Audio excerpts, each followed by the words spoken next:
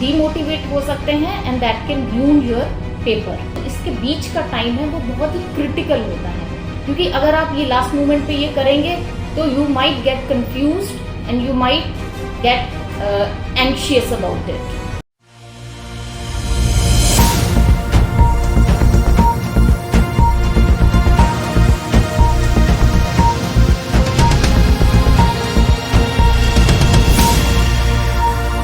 नमस्कार, मैं कशिश भदौरिया। स्वागत है आपका यूपी न्यूज टुडे नेटवर्क के स्पेशल प्रोग्राम गुरु मंच में। आज हमारे साथ मौजूद है डॉक्टर हरमिंदर कौर, जिनसे हम बात करेंगे और जानेंगे कि जो 17 जुलाई 2022 को नीट एग्जाम होने जा रहा है, उसमें स्टूडेंट्स को क्या टिप्स एंड ट्रिक्स फॉलो करनी है जिससे वो अपने नीट एग्जाम में एक अच्छे मार्क्स स्कोर कर पाए। नमस्कार।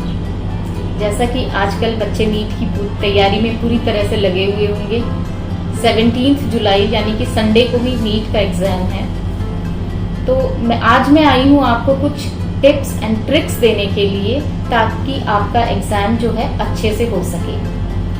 अब जैसे कि आप सब लोगों ने ऑलमोस्ट पूरी तैयारी कर ली होगी, आपकी पढ़ाई जो है, जो भी आप नीट की प्रिपरेशन कर रहे हैं, मैं आपको एडवाइस करूंगी कि आप जो है एक दिन पहले तक पूरा अपना रिवीजन सब कुछ कर लें, ताकि जिस दिन आपका एग्जाम है उस दिन के लिए कुछ भी ना छोड़े। रात को आप समय से सो जाएं, अच्छी नींद लें पूरी रात, और अगले दिन जो है सुबह अच्छे से उठ के हेल्दी ब्रेकफास्ट करें। बिल्कुल भी एग्जाम के बारे में ना सोचें, बस ये सोचें कि आपको जो है सही समय पे अपने सेंटर पे पहुंचना है। पहली चीज, आपको सेंटर पे जो रिपोर्टिंग टाइम है उससे पहले पहुंचने के हिसाब से ही आप घर से निकलें, क्योंकि लास्ट मोमेंट पे कुछ भी प्रॉब्लम हो सकती है, गाड़ी पंचर हो सकती है, ट्रैफिक जैम हो सकता है। सो सब चीजों को ध्यान में रखते हुए leave your house on time and reach the examination centre on time. और एक और चीज जो आपको बहुत ध्यान में रखनी है कि आप अच्छा हेल्दी ब्रेकफास्ट करके जाएं घर से, क्योंकि काफी लंबा टाइम जो है आपको फिर भूखे रहना पड़ेगा। एक और चीज, आप जब भी जाएं अपना जो भी एज यू नो कि अब कोई पेंसिल, इरेजर, वाटर बॉटल कुछ भी ले जाना आपको अलाउड नहीं है वहां पे। लेकिन एक चीज बहुत इंपॉर्टेंट है, वो है आपका एडमिट कार्ड। सो अपना एडमिट कार्ड, आपका फोटो आईडी जो भी है और फोटोग्राफ, वो जो है आप ध्यान पूर्वक अपने साथ रखें और लेके जाएं। इसके अलावा ड्रेस कोड है आपका, जो भी ड्रेस कोड आपको दिया गया है, आपको पिछले वीडियो में मैंने बताया कि आपको हाफ स्लीव्स की टी शर्ट पहननी है लाइट कलर की, साथ में पैंट्स पहननी है, या आप सलवार सूट पहन सकते हैं गर्ल्स के लिए। और पैरों में जो है शूज बिल्कुल नहीं पहनने हैं, सिर्फ चप्पल पहननी है, घड़ी नहीं पहननी है, कोई भी ऑर्नामेंट्स नहीं पहनने हैं। तो ये सब चीजें अगर आप ये इंस्ट्रक्शंस को केयरफुली पढ़ लें और ये पढ़ के ही आप जो है एग्जामिनेशन सेंटर पे जाएं, तो आपको लास्ट मिनट कोई भी प्रॉब्लम जो है उससे बच सकते हैं। एक और टिप जो मैं आपको देना चाहूंगी कि जब भी आप एग्जामिनेशन सेंटर जाएं या एग्जामिनेशन से पहले, शुरू होने से पहले किसी से भी बातचीत ना करें। बातचीत इन द सेंस कि जो भी आपके साथ में एस्पिरेंट्स हैं, जो बाकी और बच्चे एग्जाम देने आए हैं, उनसे कोई बातचीत ना करें, क्योंकि ऐसा करने पे कभी कभी क्या हो जाता है, डीमोटिवेट हो जाते हैं आपको लगता है अरे मैंने तो ये नहीं पढ़ा, उसने तो वो भी पढ़ा है, वो भी पढ़ा है। तो इन दैट केस आप डीमोटिवेट हो सकते हैं and that can रूइन your paper. इसके अलावा जब आप एग्जामिनेशन सेंटर में एंटर करते हैं और जब आपका एग्जामिनेशन शुरू होता है, इस दौरान जो इसके बीच का टाइम है वो बहुत ही क्रिटिकल होता है। सो इस टाइम को आपको बहुत ही कूल एंड काम तरीके से आपको पास करना है। लाइक आपको कुछ भी अपने दिमाग में पढ़ाई के रिगार्डिंग कुछ भी रटना नहीं है, कुछ भी याद नहीं करना है कि उसका क्या आंसर था, उसका क्या फॉर्मूला था, कुछ नहीं। क्योंकि अगर आप ये लास्ट मोमेंट पे ये करेंगे तो you might get confused and you might get anxious about it. So please don't try to remember any formula at the last moment. जो आपकी पढ़ाई की जर्नी थी वो वहीं खत्म हो जाती है जहां पे आप एग्जामिनेशन सेंटर के अंदर एंटर करते हैं। एग्जामिनेशन सेंटर पे एंटर करने के बाद आपको कुछ नहीं सोचना है, सिंपल अपने को कूल और काम रहना है और अच्छी अच्छी बातों के बारे में सोचना है। Another very important thing कि please follow the instructions given by the staff carefully. अपने आँख और कान जो है खुले रखें, जो भी इंस्ट्रक्शंस आपको दी जाती हैं उसको अच्छे से फॉलो करें, नहीं तो कुछ भी प्रॉब्लम हो सकती है। अगर आपको वॉशरूम यूज करना है तो आप एग्जाम शुरू होने से पहले ही वॉशरूम यूज कर लें, क्योंकि once you will enter your room, examination room, then you will not be allowed to move out of the examination room. पूरे 3 घंटे आपको पेपर देना है और आपको अलाउ नहीं किया जाएगा बाहर जाने के लिए। सो वॉशरूम यूज करना है तो पहले कर लीजिए। Always cooperate with the invigilator. Invigilator जो भी कह रहे हैं उसको अच्छे से फॉलो करिए और उनके साथ कोऑपरेट करिए। When you get your examination paper, सबसे पहले आपको क्या करना है, क्वेश्चन बुकलेट पे जितनी भी डिटेल्स मांगी गई हैं वो सारी डिटेल्स भरनी है। क्वेश्चन बुकलेट की सील खोलनी है और उसके बाद जो है सबसे पहले आपको ये चेक करना है कि उसके अंदर जितने भी पेजेस हैं क्वेश्चन बुकलेट के अंदर वो सारे पेजेस मौजूद हैं, कोई मिसिंग तो नहीं है, कोई मिसप्रिंटिंग तो नहीं है किसी क्वेश्चन की। अगर आपको ऐसा कुछ मिलता है तो तुरंत जो है इन्विजिलेटर को इन्फॉर्म कीजिए। उसके बाद आपकी आती है OMR शीट। OMR शीट पे जो भी डिटेल्स आपको भरनी है, लाइक आपको रोल नंबर भरना है, बुकलेट कोड भरना है, उसको बहुत ही ध्यान से आपको भरना है। बहुत ही अटमोस्ट केयर के साथ आपको क्वेश्चन, आपके रोल नंबर और आपको बुकलेट कोड भरनी है। Then the next thing is time management, क्योंकि time is very important. If you are strict with time management you will be able to score very good marks.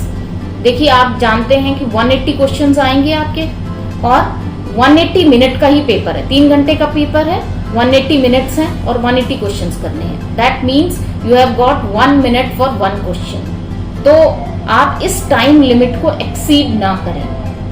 और अगर कोई question अटक रहा है, आपको कोई क्वेश्चन नहीं आ रहा है, तो प्लीज आप उस क्वेश्चन को वहीं छोड़ दें और नेक्स्ट क्वेश्चन पे मूव ऑन कर जाएं। टाइम वेस्ट ना करें क्वेश्चन पे। ऐसा ना हो कि फिजिक्स के एक न्यूमेरिकल में आप 10 मिनट लगा दें और उसी 10 मिनट में आप शायद 20 क्वेश्चंस बायोलॉजी के कर सकते थे। तो ये चीज आपको ध्यान में रखनी है कि टाइम को बहुत प्रॉपरली वाइजली यूज करना है, वेस्ट नहीं करना है टाइम को, ठीक है। इसके अलावा ऐसा होता है कभी कभी, जैसे आपको पेपर मिलता है तो शुरू के 5-6 क्वेश्चंस आपको नहीं आते हैं, तो उसमें पैनिक नहीं होना है। As you'll start solving the paper you'll come to know कि आपको बहुत सारे क्वेश्चंस आते हैं। तो ये नहीं है कि शुरू में 2-4 क्वेश्चन नहीं आए तो आप एकदम से पैनिक हो गए, परेशान हो गए, वो नहीं होना है, ठीक है। और धीरे धीरे आपको सारे क्वेश्चंस के आंसर्स आ जाएंगे।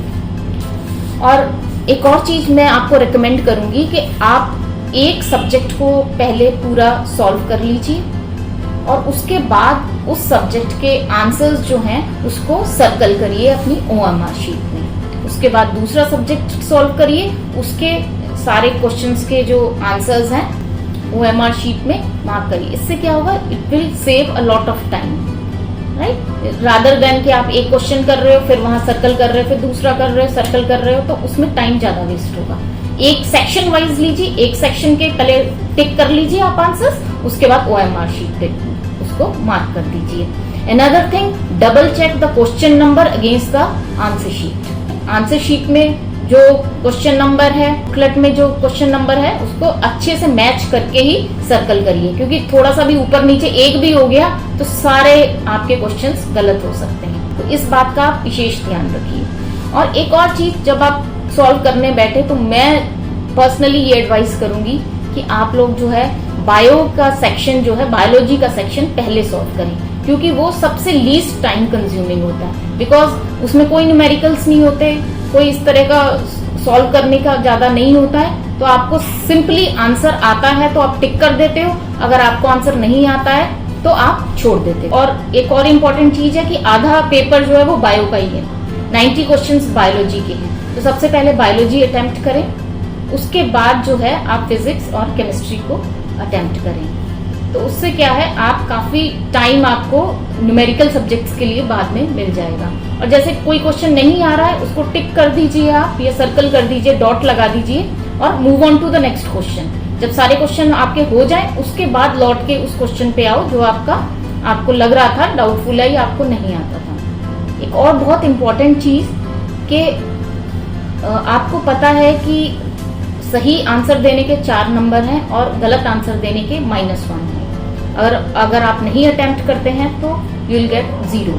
अब इस केस में क्या होता है, बच्चे कभी कभी तुक्के मार देते हैं, उन्हें लगता है कि चलो कोई बात नहीं, एक भी तुक्का सही हो गया तो 4 नंबर मिल जाएंगे। I will request you please don't do this. तुक्का बिल्कुल मत मारें, क्योंकि ये मैंने अपने पर्सनल एक्सपीरियंस से देखा है कि जब रिजल्ट आता है तब हमें यही सबसे बड़ा पछतावा होता है कि हमने वो क्वेश्चंस क्यों अटेम्प्ट करे जो हमें नहीं आते थे। क्योंकि वो जो -1 हो जाता है ना, उससे आपकी मार्क्स पे, आपके स्कोर पे बहुत ज्यादा फर्क पड़ता है और मेरिट पे बहुत फर्क पड़ता है, क्योंकि एक एक नंबर से मेरिट बहुत ऊपर नीचे हो जाती है। तो जहां पे आप श्योर हो, 100% श्योर हो, वो तो आप करोगे ही। जहां पे आप श्योर नहीं हो, अगर आप 80% भी श्योर हो तो आप उसको अटेम्प्ट कर सकते हो। लेकिन अगर बिल्कुल 50-50 है या उससे कम है तो प्लीज अटेम्प्ट ना करें। जो आपको आते हैं उसी से आपका अच्छा स्कोर आ जाएगा, क्योंकि नेगेटिव मार्किंग है तो बहुत ध्यान से ये आप क्वेश्चंस को अटेम्प्ट करें। और सबसे लास्ट बहुत ही इंपॉर्टेंट चीज कि जब भी आप घर से निकले अपने बड़ों का आशीर्वाद लेकर निकलें और भगवान के आगे हाथ जोड़कर निकलें। और with this best of luck to all the students preparing for NEET for their NEET exam. Thank you. तो ये थी हमारे साथ डॉक्टर हरमिंदर कौर, जिनसे हमने जाना कि क्या टिप्स और ट्रिक्स हैं जो स्टूडेंट्स को फॉलो करनी है, जो उन्हें हेल्प करेगा नीट एग्जाम में। और जैसा कि मैम ने बताया कि सबसे ज़रूरी है आपके लिए टाइम मैनेजमेंट। सो ऐसी इंफॉर्मेटिव वीडियोस के लिए बने रहिए हमारे साथ और देखते रहिए यूपी न्यूज़ टुडे नेटवर्क। ऐसी ही इंफॉर्मेटिव वीडियोस के लिए देखते रहिए न्यूज़ टुडे नेटवर्क और हमारे चैनल को लाइक, शेयर, सब्सक्राइब करना ना भूलें।